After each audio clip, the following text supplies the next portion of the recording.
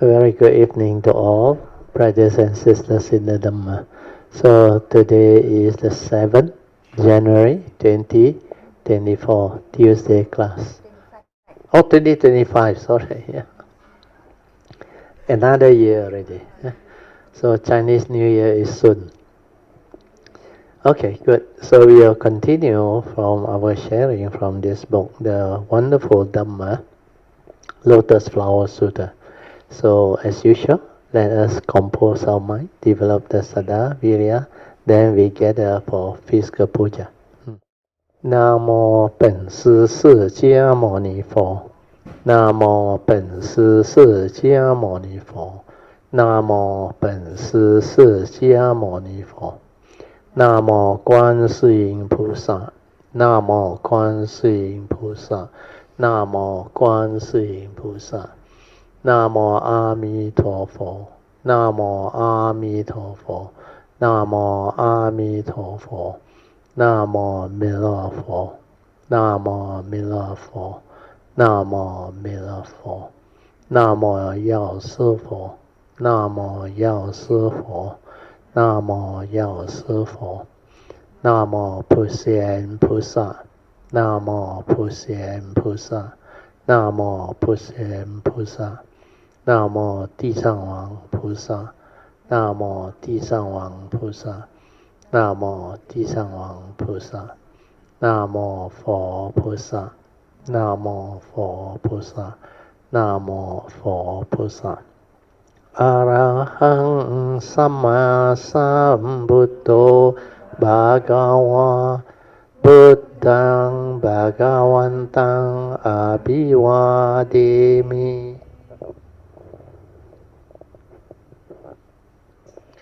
Swakato Bhagavata Dhammo Dhammang Namasami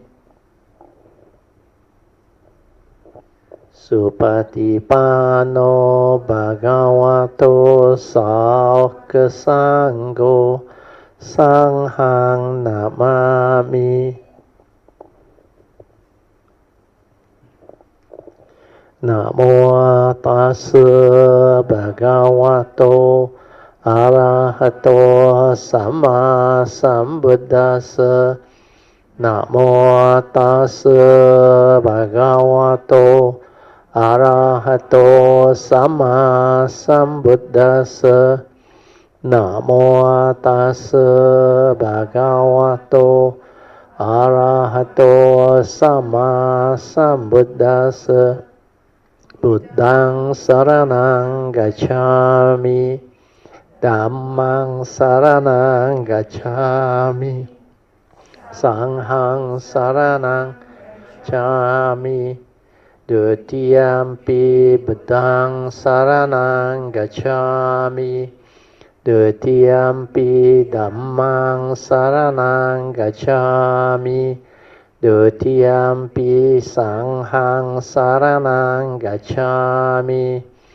Tatiyampi Buddhang saranang gacchami Tatiyampi Dhammang saranang gacchami Tatiyampi Sanghang saranang gacchami Panatipata Veramani Sikkhapadang Samadhiyami Adinadana Veramani Sikkhapadang Samadhiyami Kamesu Miccācara Veramani Sikkhapadang Samadhiyami Musawada Ramani Sikkhapadang Samadhiyami Surameraya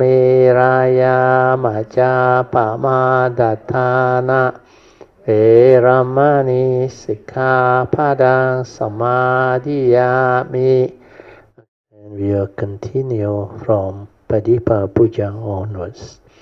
Kanna sarappa ditena dipena tamadangsina diloka dipang sambuddhang Pujayami tamonudang Ganda sambara yutena Duppena hang sugang hina Pujaye pujaniyang tang Puja bhajana motamang Vanda ganda guno petang Etang kusuma santatin Pujayami munindasa Siri pada sarorohe Pujemi bedang kusumena nena Punnena matena cha hotu mokhang Pupang milayati yata idang me Kayo tata yati vinasa bhavang Adivase tuno bante Paniyang parika pitang Anukampang upadaya Patigan hatu motamang Adivase tuno bante Pali parika pitang Anukampang upadaya Patigan hatu motamang Adivase tuno bante Bojanang arika pitang Anukampang upadaya Patigan hatu motamang. Now we shall chant the puja aspiration based on our understanding of the significance of all these puja offerings. Significance of offering of lights. May this offering of light to the Buddha brings forth the causes and conditions to illuminate our mind and help arise the needed clarity and understanding to dispel all darkness or ignorance therein. Significance of offering of water. May this offering of pure, clear, cool water lead us to the pure, clear Dhamma that cools and doses off the fires of all defilements within our mind. Significance of offering of incense. May our morality, virtue, and understanding shine forth far and wide, just like the fragrance of this incense, which we are offering to the Blessed One, who is perfect in wisdom and virtue. Significance of offering of fruits. May this offering of fruits remind us of the Dana Parami or generosity and the fruit of our karma, so that we will diligently strive on with heedfulness to attain the path and fruition soon as possible. Significance of offering of flowers. May this constant offering of flowers to the Blessed One strengthen our faith and constantly remind us of the impermanence of this body, so that we will diligently and sincerely strive on to cultivate Sila, Samadhi, and Panya, leading to ultimate liberation, the born-free Nibbana. Making of oral aspiration. By the power of all these merits born of these offerings, may our spiritual faculties of Saddha, Virya, Sati, Samadhi, and Panya be fully strengthened until they become balas or powers. Sharing and transfer merits to all beings. May these merits be shared and transferred to all beings without exception, especially to those who have the condition and affinity to receive them. Sadhu, sadhu, sadhu. Okay, let us pay respect to Puja. Bedang Pujemi. Dhammang Pujemi. Sanghang Pujemi. So just relax body and mind, completely relax. Then maintain awareness. Whatever arises within our six sense door, we just maintain the awareness within, to be aware. That's it. No need to know, no need to do anything, and no need to follow anything. Just aware. Whatever arises, aware. Finish. Yeah. This is a very good way of developing the stability of inner awareness. Where when you just aware and do not allow the thought to arise, means you are maintaining the inner awareness. To be with the moment in awareness. To be aware. Just aware. That's it. No need to know. We are all knowing come from the thought process. Come from memory, which is knowledge. So we need to develop more and more awareness within, so that through the awareness we can develop the meditative understanding. It can enable us to insight into phenomena and awaken to the three universal characteristics of anicca, dukkha, and anatta. That it can also silently within observe the movement, the activity, so that we understand what is going on within the moment, within life, within existence.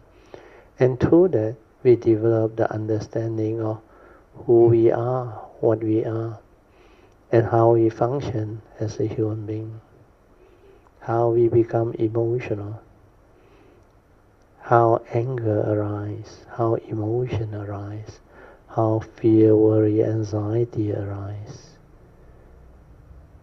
And we can see clearly how our mundane mind, through wrong thought, wrong view, and wrong understanding, stir the mind, create mental activity, thinking, movement, especially heedless thinking. Understand it. Then you will progress. And all these other wisdom that can help you understand life, understand your own self, means self-knowledge. Who are you? What are you? Is the physical body really you? Is the form and mind really you? Are you what you think you are? So all these understanding are very important. Then through this awareness training, you will come to understand clearly later on that you have two minds. One is the dependent originating mind, which is condition arising cause of phenomena. That one create thought process. That one, the aggregates of mind is very active. The feeling, vedana, the perception, sanya, the mental activity, mental state, and mental thinking, or sankhara, the planning, the scheming, the manifestation of the mundane thought process or thinking, they are all your sankhara activity, or what we call content of consciousness. If you don't arise them, then your consciousness becomes pure. The pure content without any sankhara activity. No sankhara, no thinking, no duality, no wrong thought, no wrong speech, no wrong action, where everything is tranquil, still, quiet. If you don't create, there is nothing for you to grasp and cling. It is only through delusion that one creates, give meaning, grasp, cling, and trigger off the suffering. Then after that, continue to maintain awareness, to stabilize this inner awareness. You can do it well. Your mind will settle down and become very quiet. So when the mind settles down and becomes very quiet, it means the mundane mind's activity is no more. When the mundane mind's activity is no more, then the true mind which was always there, the primordial mind, the intrinsic nature within, is only tranquility, stillness, silence, no activity, nothing. That is your true mind. That is your true nature. Observe that, be with that, stay there. Then you will become beautiful. You will develop a lot of understanding. Then you can insight into phenomena and awaken. You can see things as they are clearly. And that type of understanding is very useful to let you understand life, the Dhamma, to let you relinquish all the deluded thinking, so that all this phenomenal world of consciousness and thought or form has got no power over you. So all this is part and parcel of meditation. Okay, now I will let you continue with the training of the mind. Then for those who have already stabilized their inner awareness, you can move on to the fourth support, which is trust. Trust your nature to continue with the meditative movement. Means no more interference from the thought process. No more trying to use your memory, your thought process to direct the meditative movement where there is thought base. So what you should do is you just silence everything, allow it to be, then let the mind settle down and stay at the heart area. When you stay at the heart area, whatever arises, just aware, stay there. Aware, stay there. Until the mundane activity and stirring of the mind or whatever movement slow down, until it becomes very quiet and very still, until when there is no mind. Then you will understand, without thought, who are you? That is the most beautiful experience. Then after that, let that nature move. That nature know what to do. It's already wise, intelligent. It will know how to activate and move the inner awareness nature. And the inner awareness nature will move to the place that it's supposed to be, so that it can activate your internal meditative movement that can transform you into more and more refined awareness. It will stabilize your awareness nature until you can finally locate the gateway to your nature. Once the gateway to your nature is been located by your pure awareness, a lot of beautiful things will happen. Your whatever external thought-based energy or whatever training that you have done, they will all melt inside that gateway and become pure energy. Then the pure energy will move by itself, activate the internal nadis and chakra on its own, and it will activate whatever that needs to be activated. So that is for those who have already developed the stability of inner awareness to continue with the training of the mind, to be aware, to stabilize it further so that it can illuminate that nature.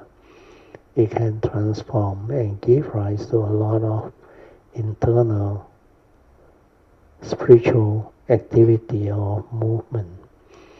That movement can bring about a lot of transformation of consciousness that can develop more and more understanding for the form and mind to awaken.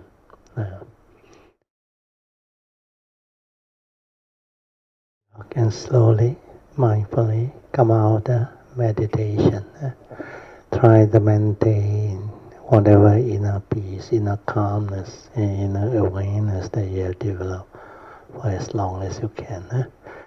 These are the meditative mind state of the true mind, which is just aware within, tranquil, still. Invocation to the Devas. In this universe, in their entirety, let the deities or Devas come here. Let them hear the good teachings of the King of Sages, which gives heaven and release, Nibbana. This is the time to listen to the teaching. This is the time to listen to the teaching. This is the time to listen to the teaching. Samanta Chakavalesu Atra Gachantu Devata Saddhamang Muni Rajasa Sunantu Sakamokadang Dhamma Sharing Kalo Ayang Badanta Dhamma Sharing Kalo Ayang Badanta Dhamma Sharing Kalo Ayang Badanta Namo Tassa Bhagavato Arahato Samma Sambuddhassa Namo Tassa Bhagavato Arahato Samma Sambuddhassa Namo Tassa Bhagavato Arahato Samma Sambuddhassa Iti peso Bhagava Arahang Samma Sambuddho Bija Charana Sampano Sugato Lokavido Anuttaro Purisa Dhamma Sarati Satta Deva Manusana Putto Bhagavati Suhakato Bhagavata Namo Sanditiko Akaliko Ehipasiko Opadayiko Pachyatang Veditabo Vinohiti Supatipanno Bhagavato Sāvaka Sangho Ujupatipanno Bhagavato Sāvaka Sangho Nyāyapatipanno Bhagavato Sāvaka Sangho Samici Patipanno Bhagavato Sāvaka Sangho Yadidang Chatari Purisa Yukani Atta Purisa Pugala Esa Bhagavato Sāvaka Sangho Ahuneyo Pahuneyo Dakineyo Anjali Karaneyo Anuttarang Punyang Ketang Lokasati Sadhu Sadhu Sadhu. Okay. The wonderful Dhamma Lotus Flower Sutta, Volume 4, Chapter 3, Parables. Now I will read on. And there is an encounter in Arizona.宣化mentioned, he said, I remember a funny experience I had when I arrived in the United States.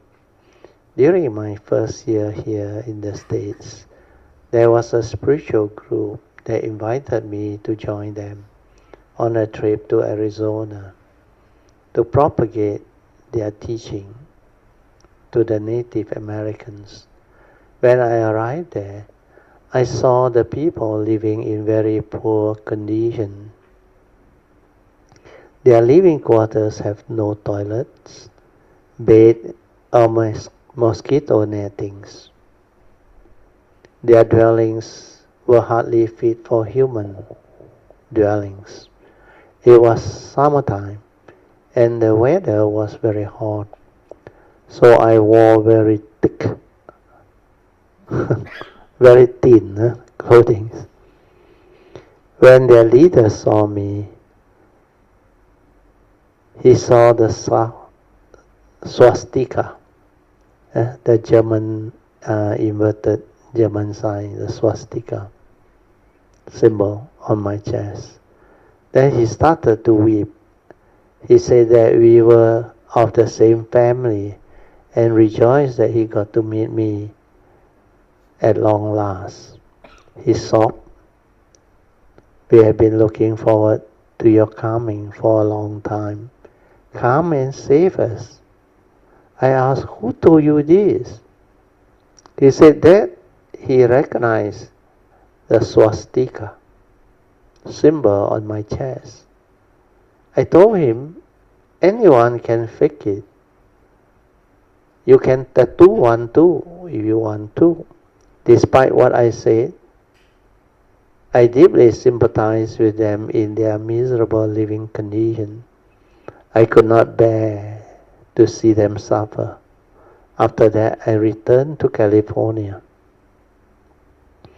At that time, I also heard that there was an earthquake in Iran. Many died in that disaster. In the same year, over 160 people died in a typhoon in Hong Kong, Shantian district. Then there was the incident of the Russians sending nuclear missiles to Cuba, sparking the Cuban Missile Crisis. At that time, it seems that a war was inevitable between the United States and Cuba. Seeing this situation, I said, I do not have much power, but I will pray for world peace by fasting. I hope that there will be fewer calamities everywhere. So I read the note 17. The swastika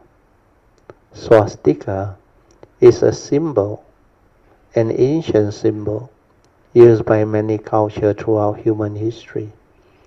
In Buddhism, it is among the hallmark of a great being. The Sanskrit word swastika has the meaning of auspicious. It's used exclusively in the clockwise orientation as a symbol of Nazism and anti-Semitism.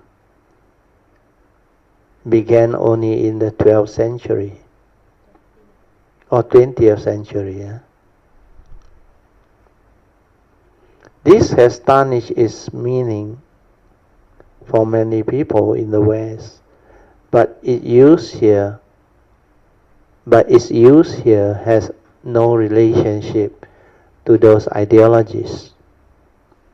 About 3 or 4 weeks into my fast, a reporter came wanting to interview me, and a TV crew came to film me. That difficult disciple that I mentioned earlier showed up too. He did not let reporter talk to me. After that, many other people came. he asked them to interview me instead. What did he say? He claimed that even though I did not eat rice, I still ate bread.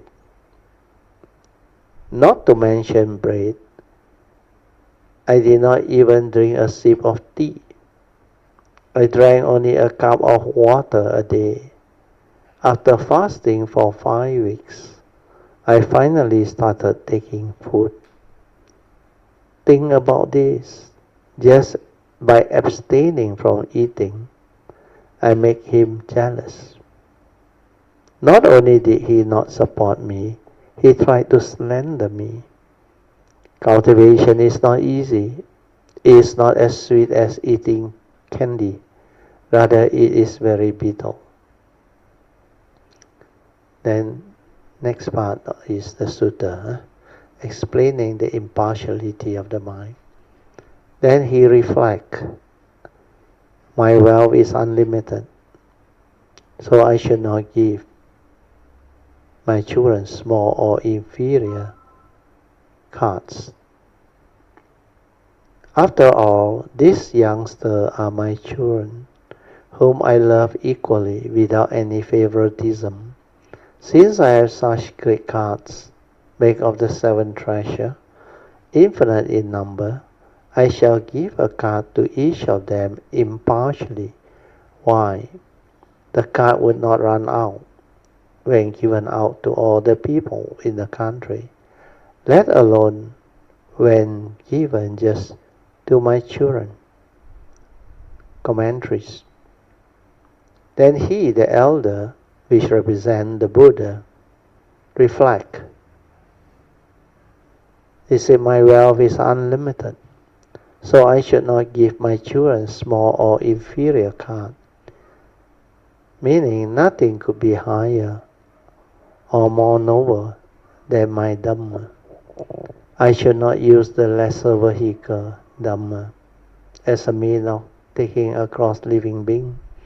I should not give the Dhamma of the lesser vehicle to my 30 children, that is, to my disciple, the Sāvaka, the Pajjika Buddhas, and the Bodhisattvas. After all, these young children, whom I love equally without any favoritism, meaning these children represent those of the 3 vehicles, the Theravada, Mahayana, and the Supreme Vehicle. So Theravada represents the sainthood way. Then Mahayana is actually covering the higher teaching, which is the Bodhisattva way. But within the Theravada tradition, there are also Pajjika Buddhas, or they call the sound hearer, and what they call, go back a bit, say come down back a bit. Pajjika Buddha is the silent Buddha, they call. So the sound hearer and the conditioned enlightened one and the Bodhisattvas. So they call it in Pali the Sāvaka, sound hearer. Pajjika Buddha means the silent Buddha that has become Buddha, but not with the sasana. They didn't fully perfected it. Then the Bodhisattvas are the cultivators who goes the full Bodhisattva way to realize Sammasambuddhahood. So these children represent those of the 3 vehicles who had recently made a resolve to cultivate. They were like young children who knew nothing. Although the children lacked common sense, they were the eldest child, means the Buddha's disciple, and he loved them all. Similarly, the Buddha treated all living beings equally, without prejudice and without favoritism. Since I had such great card made of the 7 treasures, infinite in number, I should give a card to each of them impartially. The commentary says the 7 treasures represent the 7 factors of enlightenment or awakening. Then the 8-fold path, the 5 roots, the 5 powers, the 4 foundations of mindfulness, the 4 kinds of right effort, and the 4 steps to spiritual power. These are the 37 factors of enlightenment. So the great vehicle, Buddha Dharma, is made up of these 37 factors of enlightenment, or aids to awakening. There should be no discrimination in the way the cards are distributed. Why? The card would not run out when given out to all the people in the country, let alone when given just to my children. The commentary said, suppose the elder were to give away all his wealth, his Dhamma treasures, to every people in the country. The country is an analogy for the pure rhyme of eternity, tranquil radiance. The phrase not run out signifies that the Buddha Dhamma will never run out or be exhausted. If the elders have more than enough cards to give to the people in the entire country, surely he has enough for his own children, with whom he has such close ties. The elder is determined to give each child a great cart pulled by the white ox. Then the next part of the sutta says, analogy of the children's joy upon receiving the cart. So the sutta says, meanwhile, all of the children are riding around on the great carts, experiencing what they never had before, beyond their original hopes. So the commentary says, meanwhile, all the children are riding around in the great cart, means it refers to the time after the elder has given away the great cart. If he had limited wealth, but they were not his children, he would not have given them the great carts. If they were his children, but he was poor, he could not even give them great cart, make of the 7 treasures either. Neither the elder is not only rich, he also has limitless wealth. He has various treasure, all filled to overflowing. Since these children were the Buddha's true disciple, the Buddha gave them a great cart. The children had not expected to be given great cart. They were merely hoping for sheep cart or deer cart. Those carts would have satisfied them. The children would have played happily with them. But now the elder had given each of them the great cart because he is so wealthy. This represents the Buddha giving each of his true disciples the equivalent of a great cart, the great vehicle Dhamma, supreme vehicle Dhamma. He uses this great supreme vehicle Dhamma to teach and rescue living beings. The eldest children had not had such high expectation. Every child was given a great white ox cart that was beautiful and magnificent. The children ride around in them, experiencing what they never had before, beyond their original hopes. They had never seen anything like these carts before, let alone been able to play with them. They had hoped for smaller carts. To be given great carts was beyond their expectation. What does this symbolize? This represents that those of the 2 vehicles started out practicing the lesser vehicle and has already ended birth and death through this cultivation or practice. Now each realizes the path through their past practice in the formative stage, without having to put in extra effort to go through the extra trouble. On the basis of their cultivation and practice, they were able to accomplish the great vehicle. What is meant by past practice?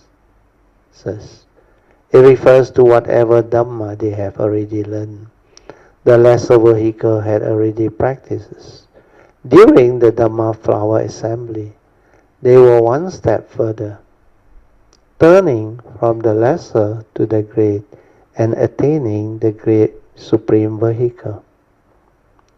As a matter of course, they also ended cognitive birth and death, which was well beyond their expectation. What they attained was beyond what they had originally hoped for.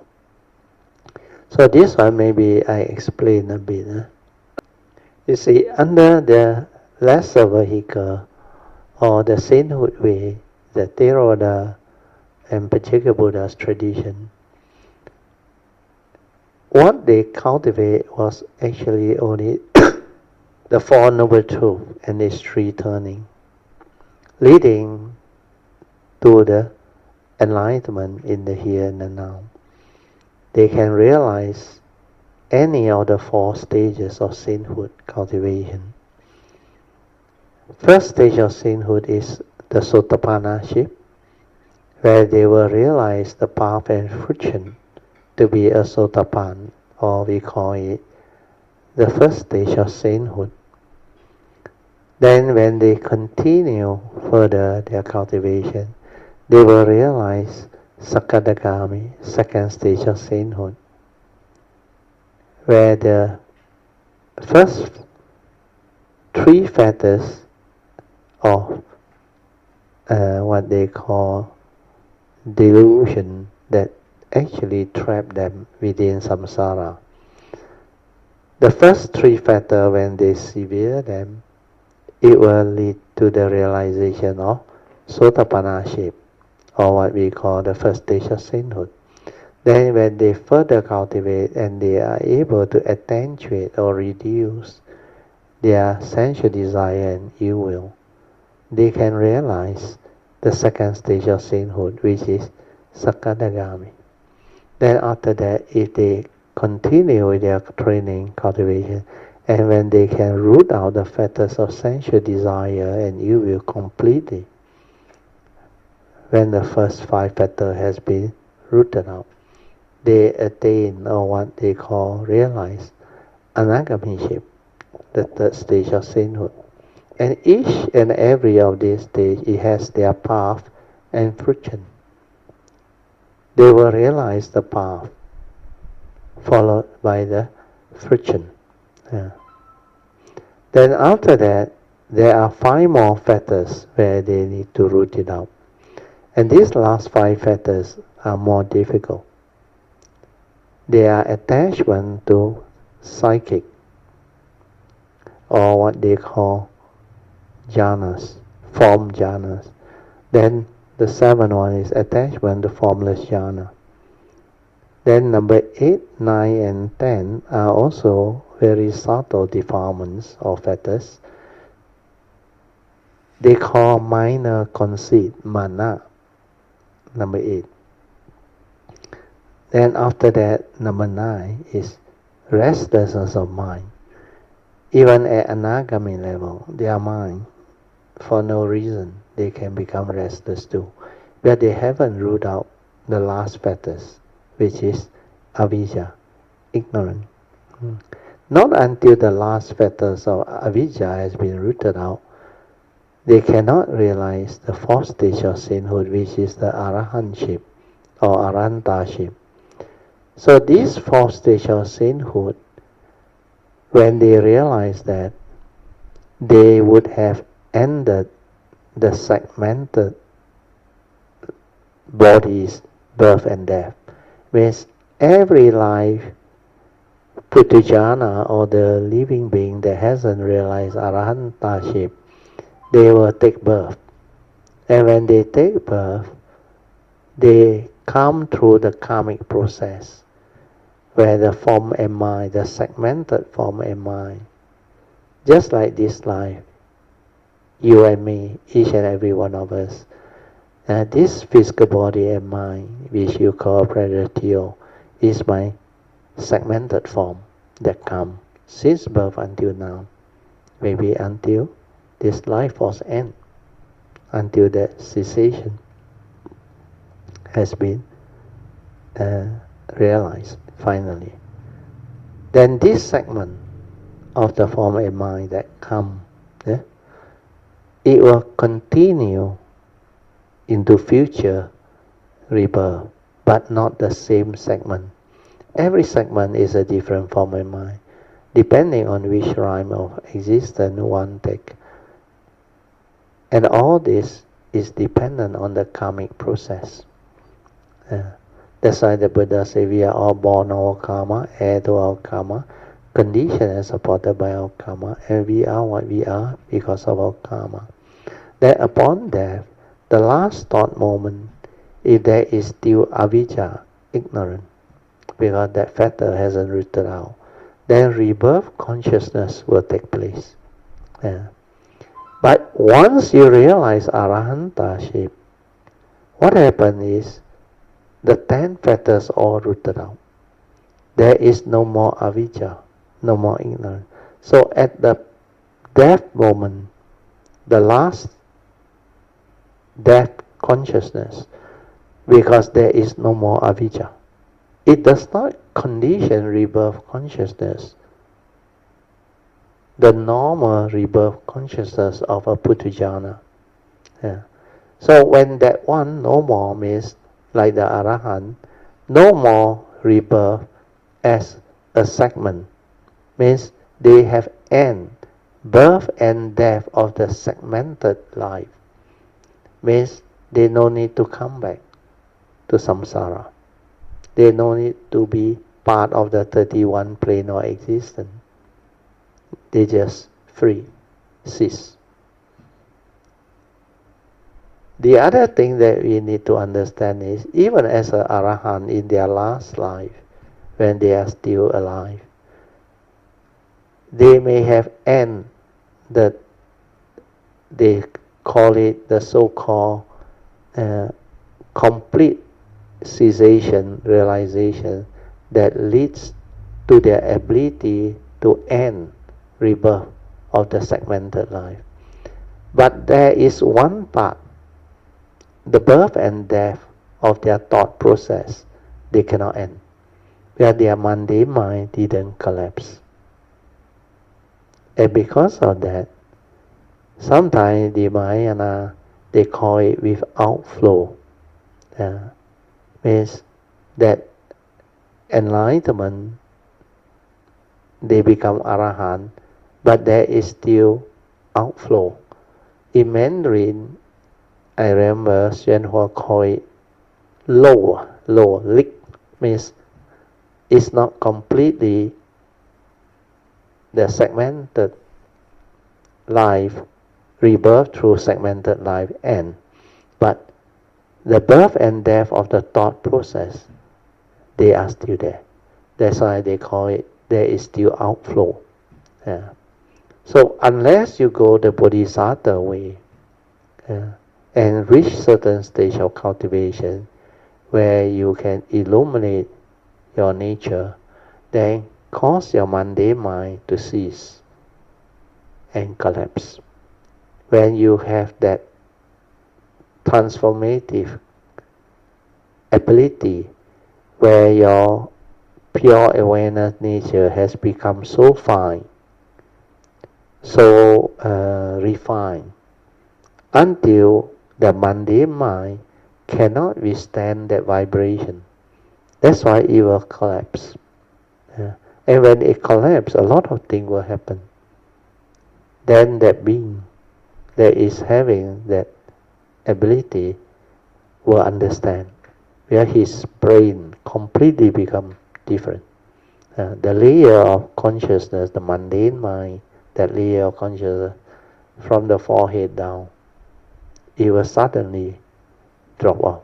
But the process will take a while, depending on the individual. So when that thing happens, it's like there is nothing to cloud his nature anymore. There are no more mundane mind. Everything is pure aggregate, non-grasping, without delusion. And there is no more that gross mundane movement or activity. That is just like the pure nature shine forth.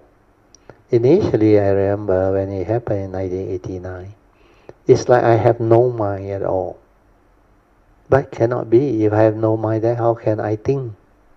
How can I manifest the aggregate? But they are really like that so-called new awareness mind, we call it the supramundane mind, is so fine, like nothing is inside there.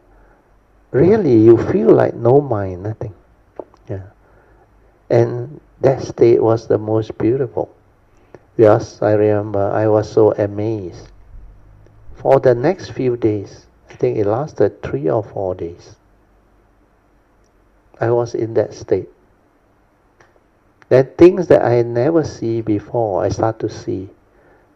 Then I start to realize truth is anywhere, everywhere, in the midst of life and nature.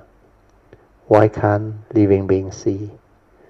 That's why I came out with the saying, for those who see, they always see, because that nature can see clearly, vividly, all of the characteristics of nature.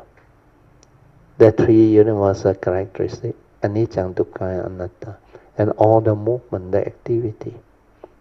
It's like that nature is one with everything, and everything is so clear during that time. That's why it's very different. That cultivation is so different from the sainthood way. Okay, this one is for the benefit of those who can understand. We continue from where we stop. Okay. Analogy of not being guilty of lying is the next part of the sutta. Then there is a question, answer, and praise. Okay, so this part of the sutta starts with Sariputta. What do you think? When the elder gave great carts adorned with precious treasure equally to all of his children, was he guilty of lying or not? Commentary, Sariputta, what do you think? When the elder gave great carts adorned with precious treasure equally to all of his children, was he guilty of lying or not? The commentary say, was the Buddha lying when he gave his children those splendid great carts equally? Did he do anything wrong? Sariputta replied, no, O honored one. The elder was only trying to help his children get out of the fire alive. This cannot be considered lying. Why? In escaping with their lives, they have all already gained a fine plaything. What is more, he was employing skillful means to rescue them from the burning house. Then the next part of the sutta says, O honored one, if the elder had not given them even so much as a single small cart, he still would not have been lying. Why? Because the elder previously had the thought, I shall use skillful means to lead my children out. For this reason, he was free from deception.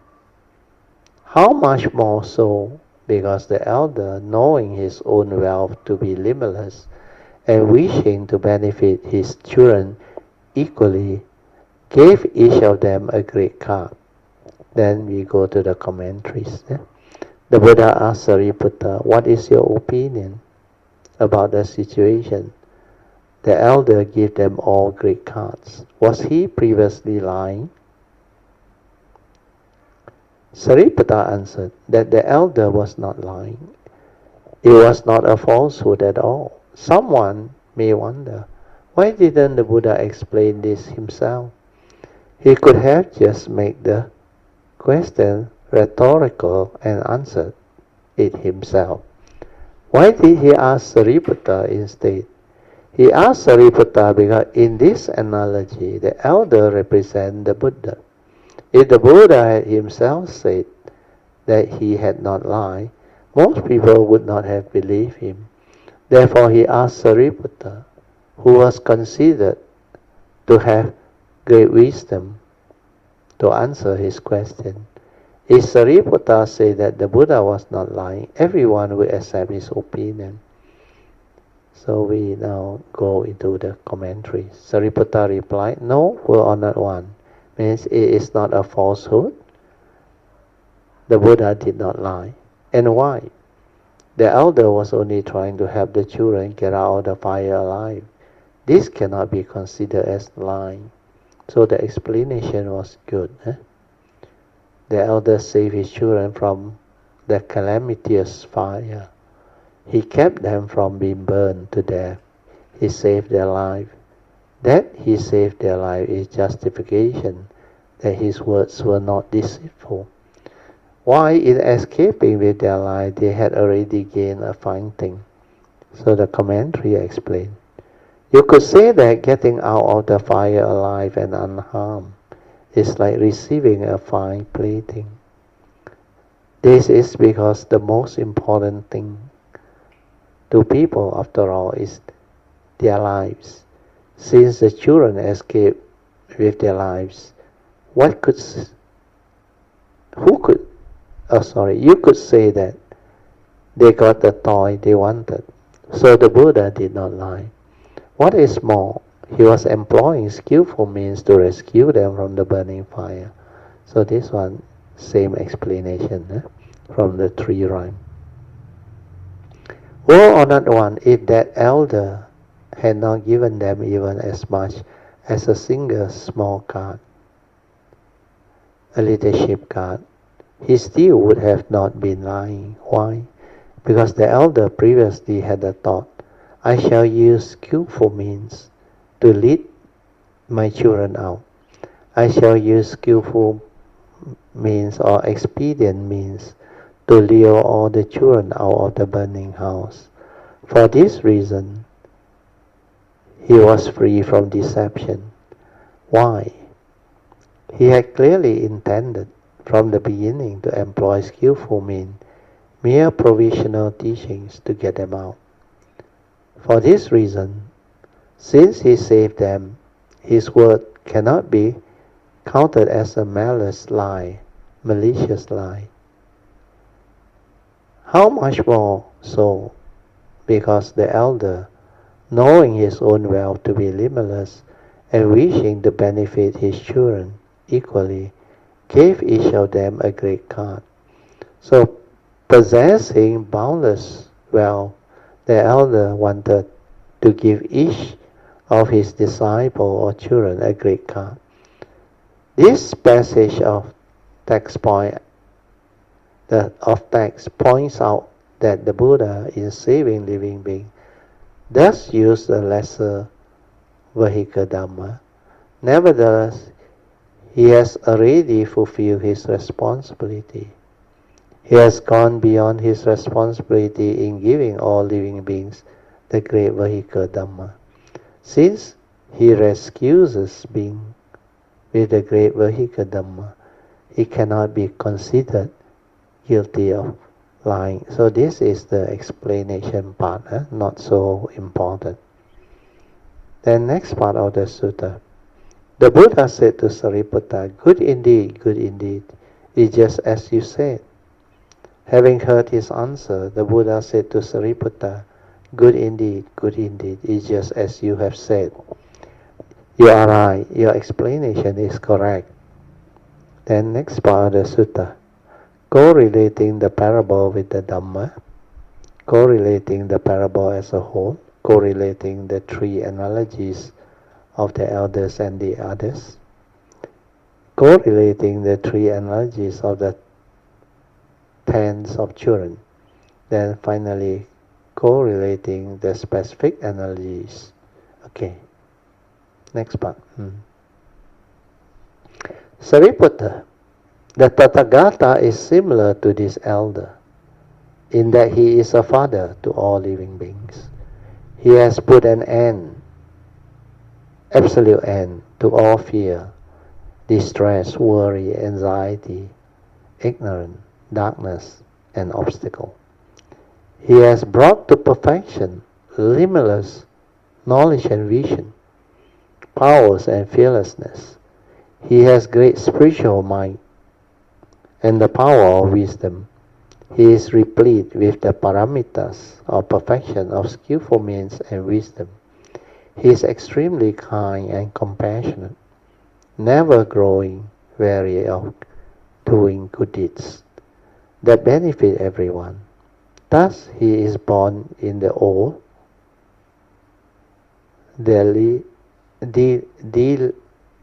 dilapidated burning house of the three rhymes. So this part is the analogy. To us, the burning house means the suffering world, the prevalence of suffering within the three rhymes, which is the 31 plane of this existence. We have the sensual rhyme, the form rhyme, and the formless rhyme. So sensual rhyme, we have the human rhyme and the four willful state, 5, plus the 6 Deva rhyme, so 11. Then the form rhyme has 16, the Brahma rhyme, so 16 plus 11, 27. Then there is 4 formless rhyme, the 4 formless jhana, added up 31 rhyme, or 31 plane of existence. Okay, commentaries. Sariputta, the Tathagata is similar to these elders in that he is a father to all living beings. So the commentary explains, just like the elder in the story, the Buddha teaches and transforms living beings and acts as a compassionate father to all living beings in the world. But in the context of the Dhamma, is different explanation. This one is analogy, like saving them from the burning house. But in the context of the Dhamma, the Buddha actually perfected himself, perfected himself and developed the all-knowing wisdom and virtue, so that he can come out with the Bodhisattva vow and vow to take across all living beings, and to teach them the supreme vehicle teaching, but starting off with the skillful means, or what we call the lesser vehicle teaching. So what the Buddha did is, like what I explained in the early days, he started by relating to them the reality of life and existence, which is the first noble truth. You live life long enough, you will encounter this eight reality, which is the first noble truth, eight reality of birth, old age, sickness, and death. Then separation from loved ones, prized possession, things that you hold on to dearly. Then when you are with people whom you don't like, when you cannot get what you want. Then in short, he summarized, when you deludedly believe you are real, you exist, you are a permanent unchanging entity with a form and mind. When you grab onto this form and mind, which can be broken down into the 5 aggregates of form and mind, it will condition one's suffering. That's how the First Noble Truth reality stand out. Then when you understand that there is prevalence of suffering, this First Noble Truth itself is like the burning house. Suffering is everywhere, prevalence. Without this Dhamma understanding, you suffer. So the sainthood way, the lesser vehicle, is to give you immediate understanding to be free from all this suffering. Because initially he cannot be telling you that there is a supreme vehicle teaching where you can perfect yourself and develop all the wisdom virtue and you can go the Bodhisattva way and take all it. They got no time for that. Their life is too short and they want pleasure and all those things. So when they go through life, especially in different stage, they encounter different aspects of the reality. Especially old age, sickness and death, separation, all this. Most of them encounter them at later ages. When you are young, you don't encounter. So this teaching is meant for the early phases. Then after that, he taught the second noble truth. He told them, this is reality that trigger on the prevalence of suffering. There is a cause behind all this suffering or dukkha. So when you know that this is dukkha and the cause behind, then you can manage your life better. You will be more keen to learn about this teaching. Then put it into practice and try to develop the understanding so that you can liberate your mind from this so-called unnecessary suffering. That's why after that he taught the third noble truth. He said, suffering need not be when you have the wisdom. Enlightenment in the here and the now, leading to the realization of Nibbana, can be realized. That gives hope. That gives what they call meaning to life and joy. That's why they will strive on with heedfulness to cultivate it. Then he didn't end there. He not only told you that it can be done, he even teach you the way out of it. So in the fourth noble truth, he taught the noble eightfold path. He said, you cultivate this noble eightfold path, it will lead to the end of all sorts of suffering. When you have the noble eightfold path, understanding and cultivation, the embodiment of it, you will be free from all suffering. Means you can realize the sainthood way until arahantaship. So this four noble truth, together with the teaching, or he called it the three turning of the four noble truth, is the sainthood way, the preliminary teaching, or using the skillful means to draw living being. Because when you are in a burning fire, the main aim is to escape. So this analogy is the real meaning. Okay, we go back to the sharing. See, the next part is written. He has put an absolute end to all fear, distress, worry, ignorance, anxiety, sorrow, lamentation, insecurity, darkness, phobia, and obstacle, all coming obstacle. So this is the suffering part. So all beings are subject to ignorance, which obscure the wisdom, Sakyamuni Buddha said. Then Sakyamuni Buddha, on the other hand, has liberated his mind, has no more fear, no more distress, no more worry, no more anxiety, sorrow, and lamentation. Oh, cares. He has completely dispelled the darkness, means the avijja part, the ignorant part, that results from being obscured by ignorance. He has forever eradicated all affliction and wrong thought or heedless thinking. He has brought to perfection limitless knowledge and vision, power and fearlessness. Since ignorance and darkness are gone forever, all that remains is the limitless wisdom and knowledge or virtue. Limitless knowledge and vision of a Buddha.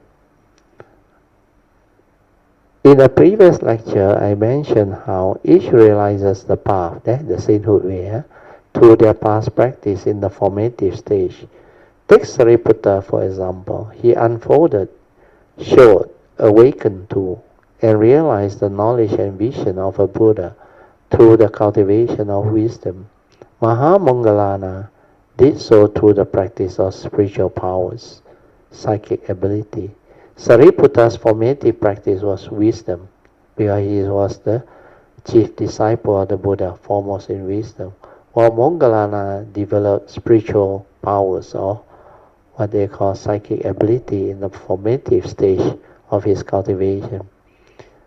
By taking one more step in the direction of their former practices, they unfolded, showed, awakened to, and realized the knowledge and vision of a Buddha.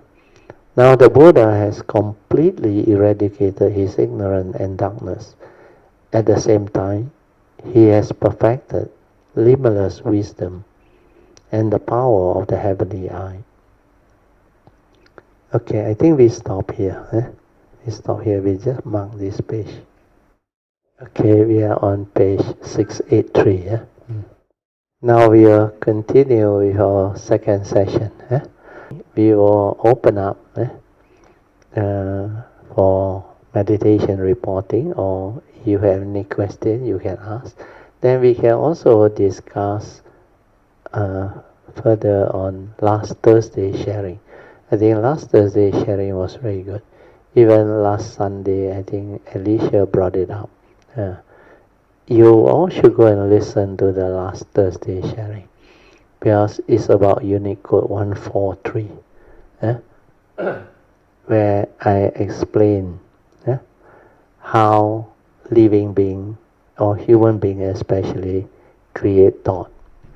Then why I always explain, initially the first to come out from the four circle formation, remember, from the source, the first to come out is the pure awareness nature, our true mind, the silent mind. So that was your true nature. Initially, our true nature, where we are not a being. We are a form and mind, which is a vehicle, the tool, and this form and mind, karmically conditioned out, is connected to the source. You need, because the source or the pure awakened nature is not a being. It cannot come out and live life. It needs a vehicle to come through the karmic process. That's why I call it the karmic process. So through karma, our karmic nature is a condition of form and mind for our nature to come to this existential world, or we call it the conditioned world. So once the form and mind arise, then this form and mind, because it comes from there, you can return and connect to that nature, that source.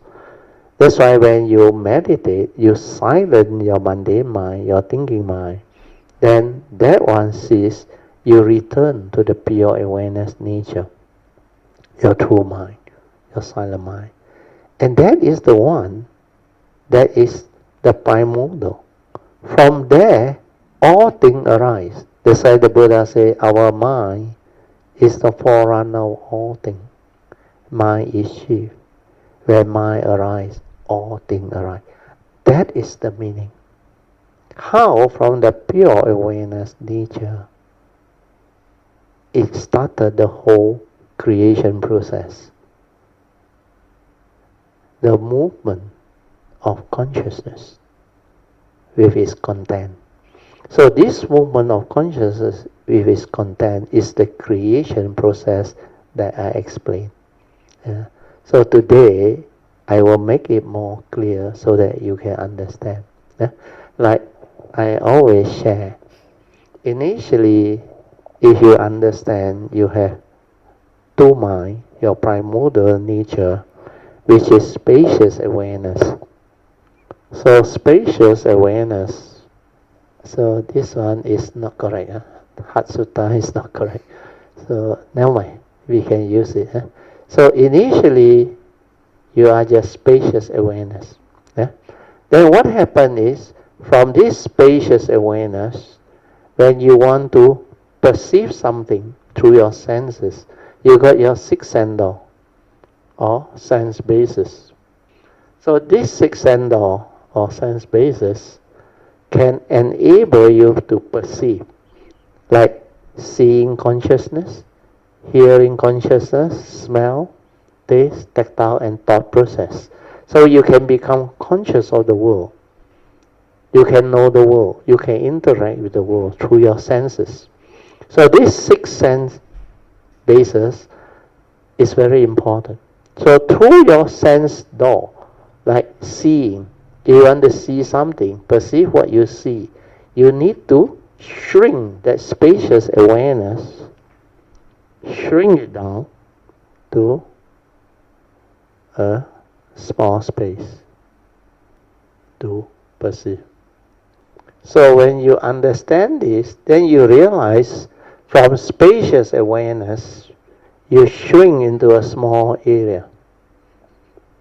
Like you want to perceive the Buddha Rupang, or my voice, or whatever within my house, you want to perceive it, then you need to focus either on your hearing, to hear my voice, or seeing consciousness, you need to look at certain object, understand not, to perceive it. So you shrink your consciousness. So once you shrink your consciousness, what do? After that, what is the movement inside your brain and your mundane activity? Through the memory, you retrieve, isn't it? Yeah, you'll have all the accumulated memory, which is your knowledge, understand? You learn from school and all those things, or your education and all. So that one will label what you want to perceive, like the Kuan Yin image, the Buddha Rupang, or my voice, the English language and all those things. You will perceive it. So you perceive it through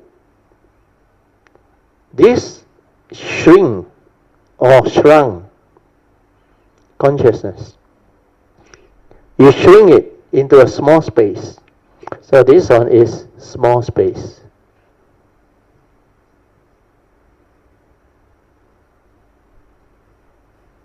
Then you input the content of consciousness. So this one is the content of consciousness.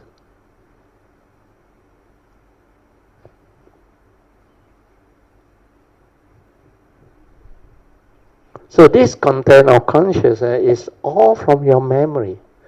Your views, your opinion, your conditioning, your belief system, your accumulated experiences, good and bad, your phobia included, your insecurity. Then all of your, what they call emotional negativity, could be fear and whatever. Even your deep-rooted phobia, deep-rooted sorrow, lamentation, things that you are being subject to when you go through life. It could be very traumatic experience. That's why they call it the trauma.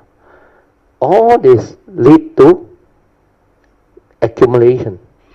Then this content of consciousness is what our thinking aggregate is all about, sankhara, including feeling and perception.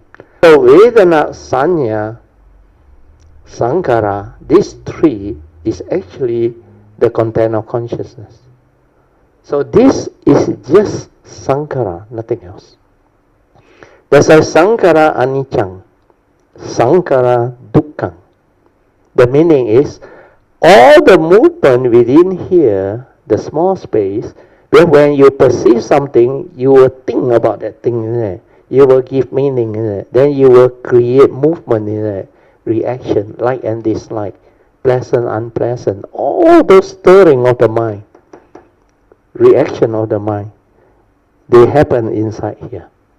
That's why Krishnamurti says, this one, after you shrink it, become limited. This one become a thought. This whole thing become a thought. That's why Krishnamurti says, thought is limited. Why? You can understand now very clearly. Before you become a thought, you are spacious awareness. You can be aware of everything. That's why you are sensitive. Understand now? You are spacious. You are not limited. But the moment you shrink it down, when you are preoccupied with this thought process, what happened to you? You can only know the movement inside there. Through your memory, through your view. Then you create a lot of activity here and movement here. But whatever outside, you are unable to know. And this is why thought is limited. Understand? From spacious awareness, you lost your entity, You forgot that you are actually the oneness, But that one is not a being, understand? That one cannot come out and live life. But this marvel, because of the form and mind, this thought process is the second aspect of the five aggregates of form and mind. This one become egoic, understand? It think it exists. It think it very smart, very cunning, and it can do a lot of what they call cunning thing, or we call it deluded thing, heedless thing. But to them, who are deluded and heedless, they think they are very smart, very powerful. They think by doing all those nonsense, they can benefit from it, and also not knowing that there is this nature's law that governs life, especially the law of karma, which work the opposite way. Without wisdom, you suffer. And this is where the real Dhamma, as taught by the Buddha, is to understand this five aggregates of form and mind.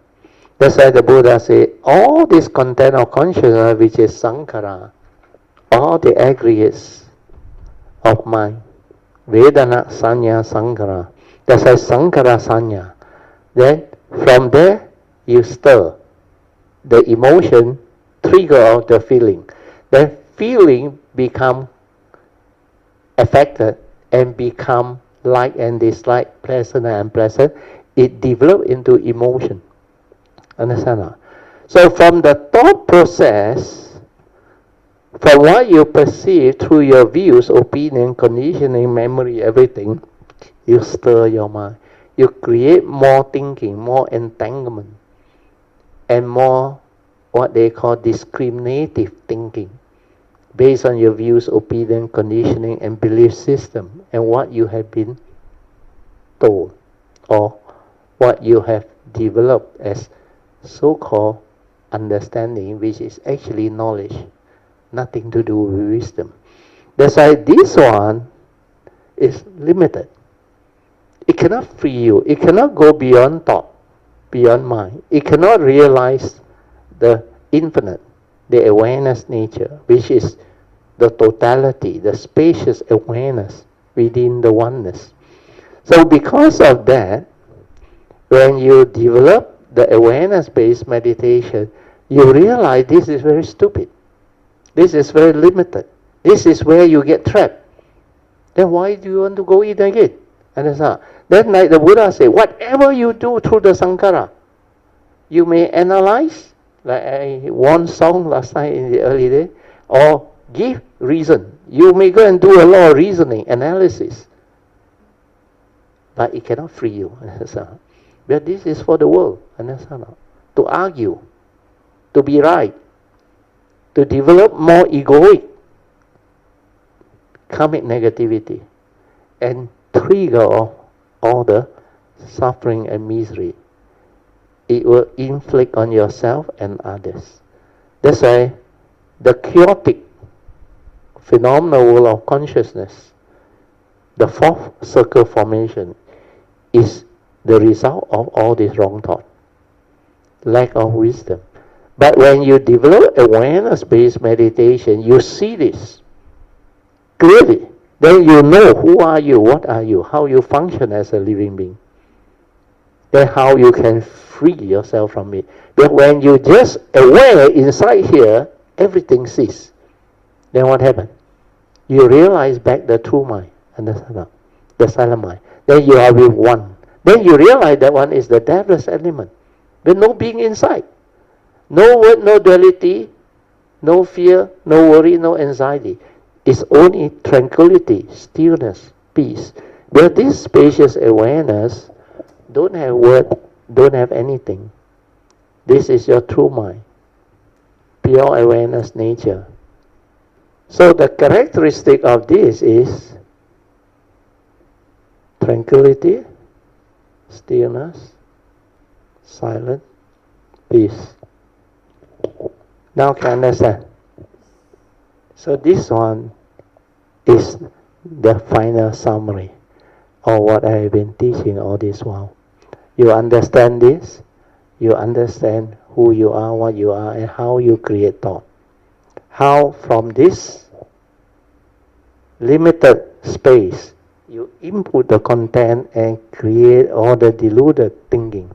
That's why sabbe sankhara anicca. It's impermanent. It come and go, arise and pass away. Then you give meaning, attach, you suffer. Sabbe sankhara dukkha. Understand? And because it is impermanent, it's not a permanent unchanging. This is non-self, not you. The content of consciousness is not you. Anger is not you. Fear is not you. Violence is not you. The emotions are not you. They are dependent originating, understand? Condition arising, causal phenomena, non-intrinsic to your true nature. Initially, you are this spacious awareness. You got none of all this, understand? These arise through your ignorance, your delusion, your conditioned thinking, your heedless thinking. That's why this one trigger wrong thought, emotion. All the suffering, the misery, your whatever emotion, all the very negative one is also here. So understand this, you will wake up. Then what did I tell you? It's only a thought, understand? How come it has power over you? Can make you so miserable. People went into depression, become cuckoo, suicidal thought, depressive thought. And they suffer so much mental suffering, that condition physical suffering.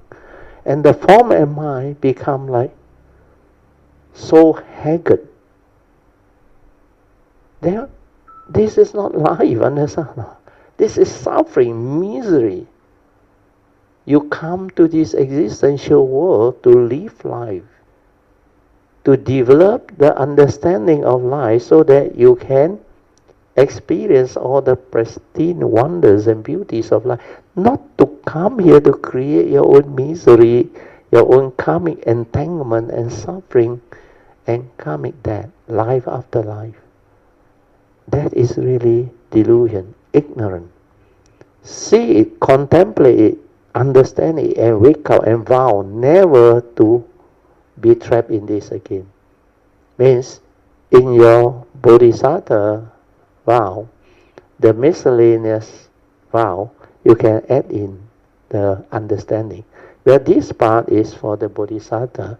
That's why last time I didn't teach you all, I didn't put in the yellow card. The yellow card, I only teach how to break what? Karmic obstruction, understand now? All of it. Until and unless you can break, you cannot come to this understanding. You cannot cultivate the supreme vehicle way. And this need awareness to see, to understand. And this is not in the Theravada teaching. The words are there, but not taught. They cannot understand it this way. They don't even know that they create thought. And how they create also they don't know. They don't know that this spacious awareness shrink into this and input the content and it become a thought. Okay? Sadhu, sadhu, sadhu. Okay.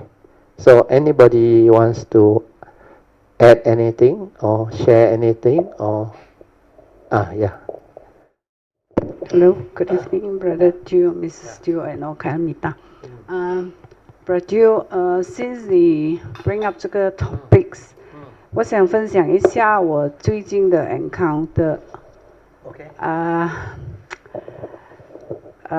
这几个月我都是非常的忙。So 我也不懂从几时开始那个 first thought of ignorance 一下子就 appear 在我的脑海里面。为什么我要做的这么苦？ Yeah. 为什么我要做这么多东西？ Not until you understand that, you can never penetrate the true understanding. Actually, 那个就是你的修行的 progress 了。Then only you can come to that point. Just from a single thought of ignorance. That's why 宣化上人 he always say, 意念之差. You know what is the 意念之差? Just because of a single thought, you become a living being. You suffer. The Buddha, because of one single thought, become the Samasa Buddha. Because the single thought of ignorance, the first thought of ignorance that condition living being into suffering, that is the one. That's why Hsuan, when he taught the 10 Dhamma rhyme, he said, 佛跟众生相差意念之间.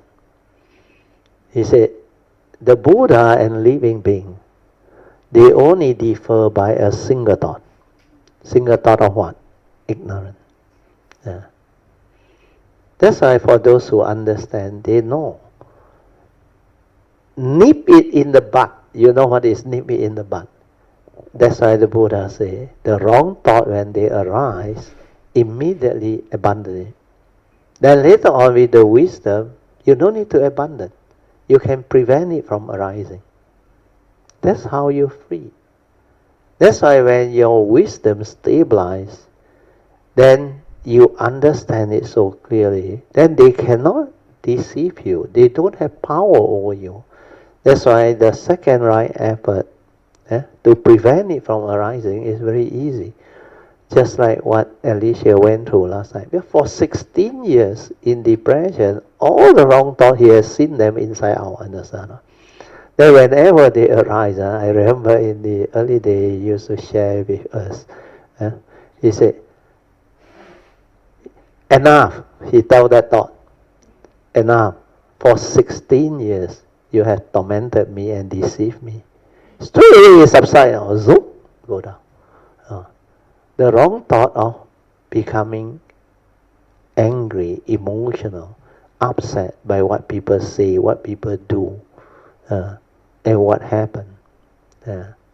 All this, they will cease to be. When you develop the clear understanding of the full picture of this cultivation, the Dhamma dawn upon you. And once that understanding stabilizes, you become very different. You are no longer like the normal living being who cling on to everything, who blame everything except themselves. Because that Sakayaditi is very difficult to root out. The self-delusion, the ignorance within. Because without wisdom, you cannot see all this. You cannot develop the wisdom to free from all this. That's why for Alicia, she able to do it is because of the blessing in this guy. Her past is that she dislike got to go through that period of suffering or depressive mind state leading to deterioration of health. Then from there, when the time is right, when causes and conditions fall into place, The moment she stepped into this Tuesday class, I remember, I think 10 over years ago, he straight away become different. He see like there is a light at the end of the tunnel. He said, for the first time I was here, he heard somebody who can explain to him what happened to her, no? To her.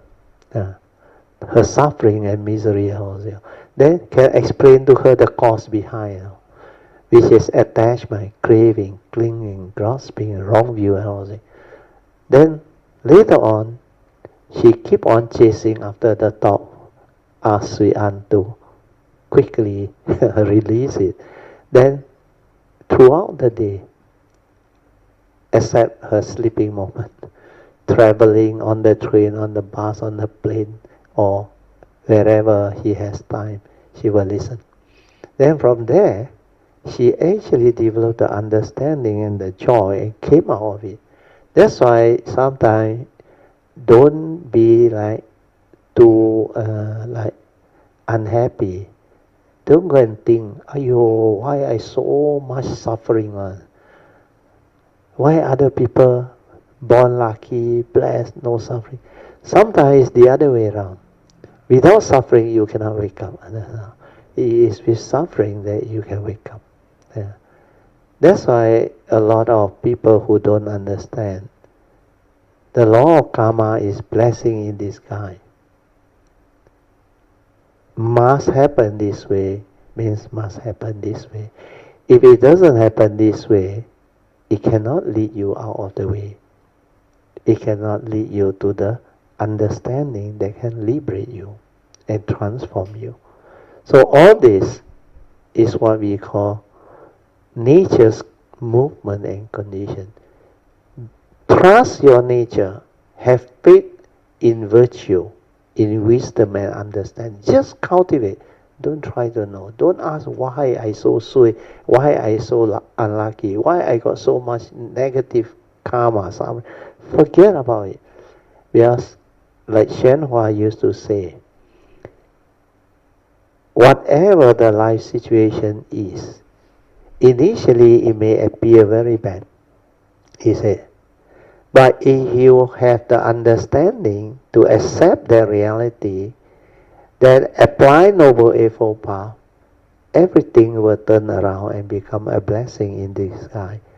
I remember in the year 1987, actually 86, I took refuge under him. Then I listened to his sharing. 87, that time I heard this. Yeah. Well, I like to record his Dhamma talk. Then I listened to it again and again. Even when I drive to office, come back from office, I go back to Alasta, the long distance, I always play the tape. My wife will know. I think Sui, they also will know. Then I listen attentively. That's why from there, the understanding actually arises. And for me, my nature has gone through a lot. That's why this life it comes is so different. You no need to have all the. But for other Kayamita, please understand. Don't, because of this life, you think you not so like lucky like others who have their past cultivation. No, you never know that you also have your past cultivation, but the time has not come or manifest. The moment that thing happen, when it connect, you go very fast, you transform very fast. You look at a lot of Kalimita, many of them. From nowhere, suddenly the understanding just come from. Even, especially Alicia's case, so, how you express that? So, so gao. Also can come out of it. That's why suffering sometimes is not immediate one. I think last night I was discussing with Sui or my wife. I said, Alicia takes 16 years old. There was one other Kayamita take 2 over years old in depression. before she can actually come out of it and have the condition to meet me and talk to me and really develop the wisdom within 2-3 months and free. And there are many. But there are some who take very long also, like Song used to tell me, but till I be with you for so long, and yet I still, until the last few years. There are a lot of Kayamita also. I remember last night, Chin Hao also same. But why I so child, that also. And a lot of them. But you don't worry, you must have faith. The faith is very important. When you have faith, Saddha, it will trigger the other spiritual faculty. Virya will arise. Then it will drive you. Then you will cultivate. Then Sati, Samadhi. Stabilize your awareness nature, Sati, Samadhi. That one is most important. When you stabilize that, you progress very fast. If you don't stabilize that, then this Sati and Samadhi cannot become power, balance. It cannot help you to transform. It cannot help you to see the direct seeing, the wisdom and all those things. But once you stabilize the awareness, you don't need teacher technically. Like I used to tell Song there, Pushing there. Once they connect, no need really. They can learn themselves already. Because the awareness enables them to see and understand things. Then, of course, when you have somebody who has gone through to guide you, to teach you, then you can actually develop understanding much faster and you progress a lot faster. Okay? So, we should rejoice with the good condition and thank Alicia and many other Kayamita for giving rise to such good condition for today's sharing. Alicia, you continue. Sorry. Take up a bit of your time. It's okay, Brother. Actually, Brother, 每一个 condition that arises of 是 for 我们去学习。对，因为对我而言是，因为我不可能说我已经明白全部，但是因缘法它就是这样，它要你从在那个因缘法里面，你看到它的生灭怎么样的，我们的 mind based 的，对吗？所以对我而讲哦，我就是我感觉到就是那个 habitual tendency 还是在那边。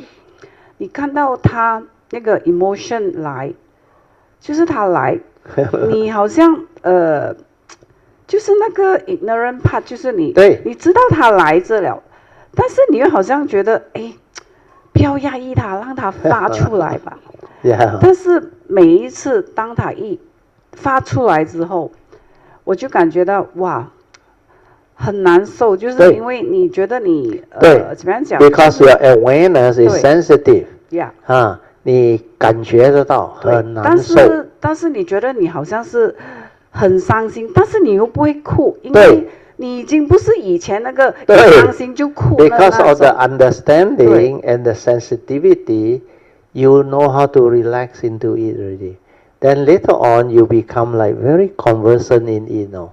Like all these things, to you is no more meaning. It has no more power over you.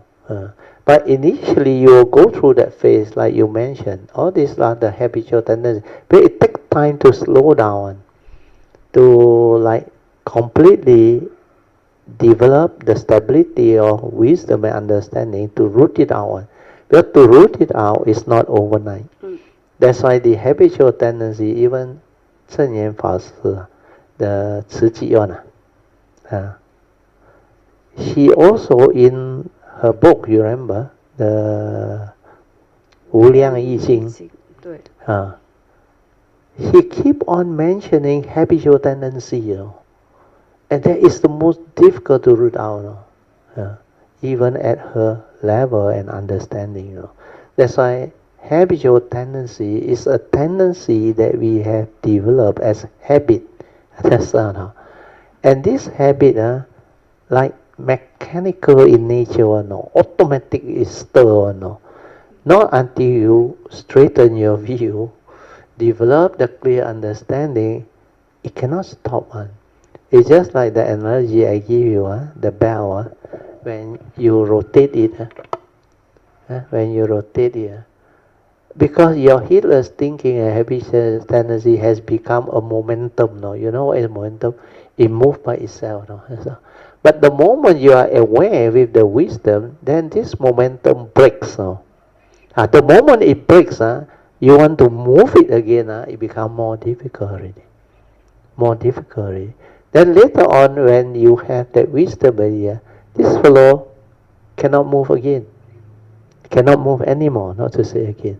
And then you realize, hey, thing is just the way it is. Condition like that, things will like that final wisdom will manifest. Then you would know deep inside, no more already. Rooted out already. Cannot stir already.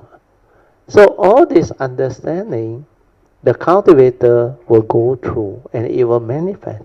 And you will know inside because it has become so sensitive. That nature has become so sensitive, the spacious awareness nature. Yeah. So this movement inside, initially you have to be with it. Go back to here to stay with whatever emotion and let it cease. Do this as many times as you can. Then when you realize that everything ceases, then why want to analyze? That's not. Then why want to use the thought to think of a way?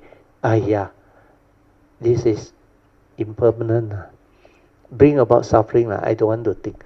That one is still suppression. Understand? Don't go and reason. Stay with it. Then witness the cessation. Then you realize everything ceases. By not doing anything, you return to the true awareness nature. All your habitual thinking come from causes and conditions within. If you go and analyze and reason, you trigger off the sankhara again. That's why that type of reasoning is temporary. Okay lah, enough already lah, suffer enough already, don't want to think.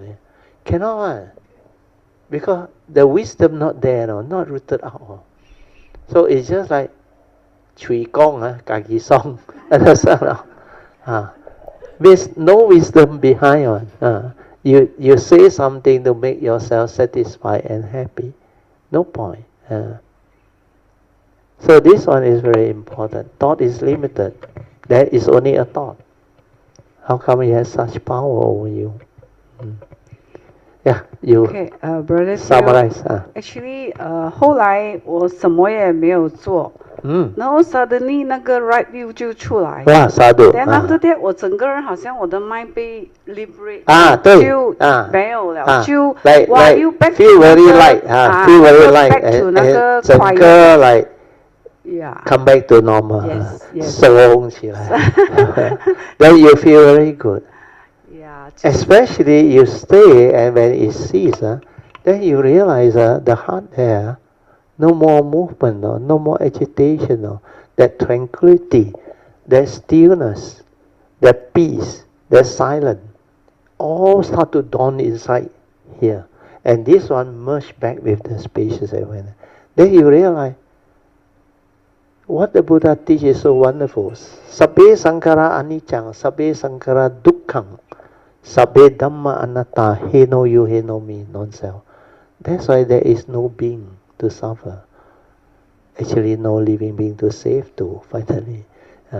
But because of the Bodhisattva way, the vow, you need that to come back as a form of mind, through the pure thought.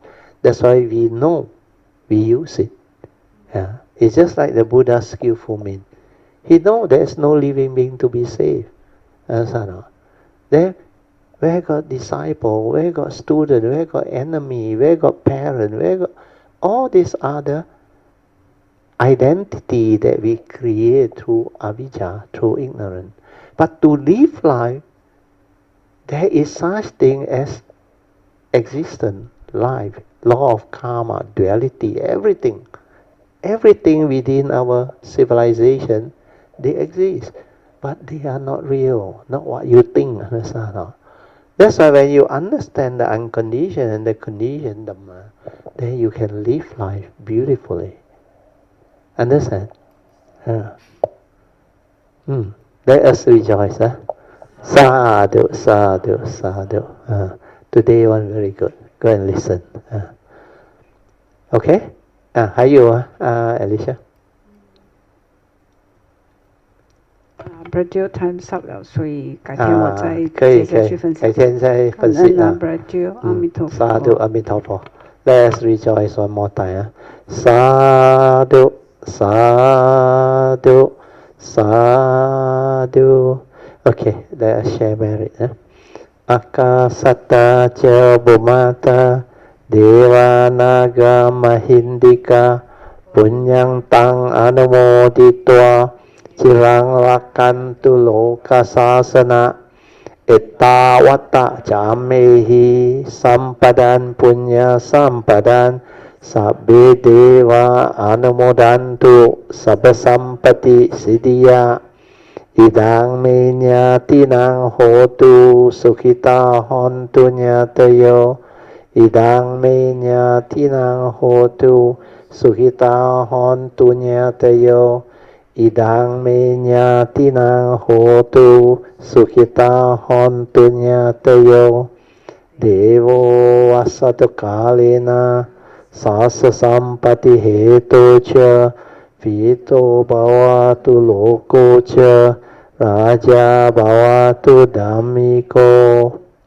Imina punyang kamena Mame bala samagamo Satang samagamo hotu Yawa nivana patiya Sadhu Sadhu Sadhu. Okay, you can now pay respect mindfully to Lord Buddha, Kuan Yin Bodhisattva, and all the worthy ones. Then we end. Sadhu.